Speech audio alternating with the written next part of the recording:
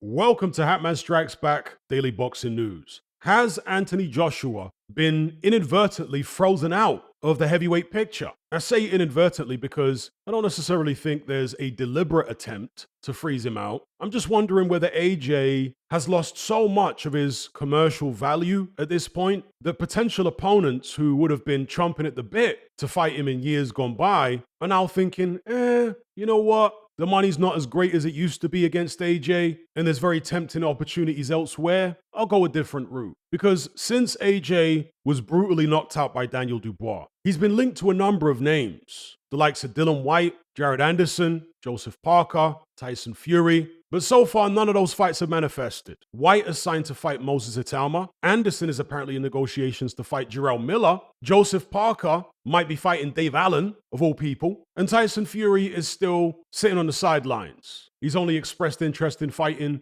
Alexander Usyk for a third time. No interest in fighting Anthony Joshua. So it's as if AJ's the odd man out here. Daniel Dubois seemed keen on rematching him in a sadistic kind of way.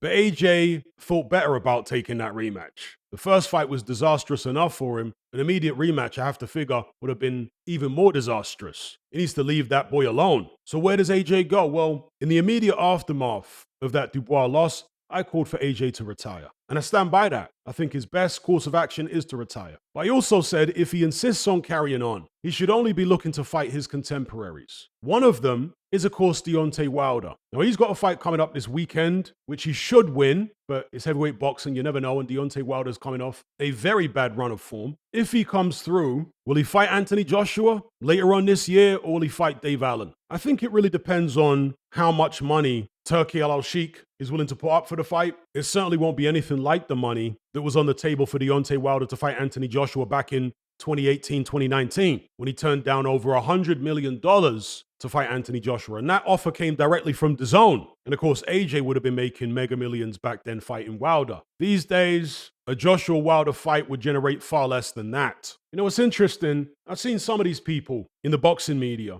acting like AJ taking on Wilder would be AJ fighting a tune-up. God only knows how they figure that. Yes, Deontay Wilder is washed up, but so is AJ. AJ's knockout defeat to Daniel Dubois was no less devastating than Wilder's knockout defeat to Zhilei Zhang. In fact, I would argue it was even more devastating. And of course, both guys got chinned when they were opening up in their fights. Wilder was starting to open up on Zhang, and he got clipped with a right hook. AJ was starting to open up on Daniel Dubois, and he got knocked out with an overhand right. As far as I'm concerned, they're in the same boat. A pair of washed-up ex-champions who may or may not realize it on a conscious level or admit it to themselves on a conscious level, but they're remaining in boxing for a few more big paydays. That's just what it is. Would AJ Wilder be a big enough payday to tempt Wilder into taking it? I think AJ take it at this point because where else is there for him to go? Sure, he could get a fight being food for a younger, fresher contender, no doubt. But if he wants to get paid in a fight he stands a decent chance of winning,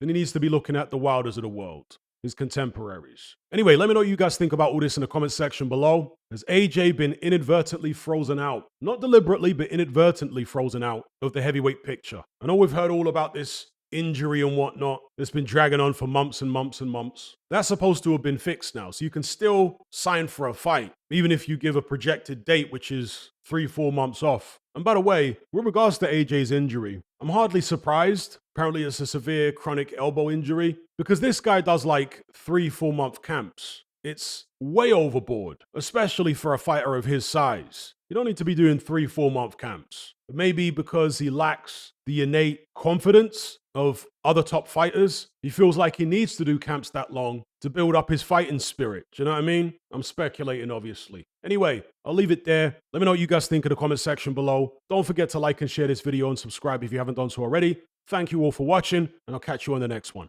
I'm out.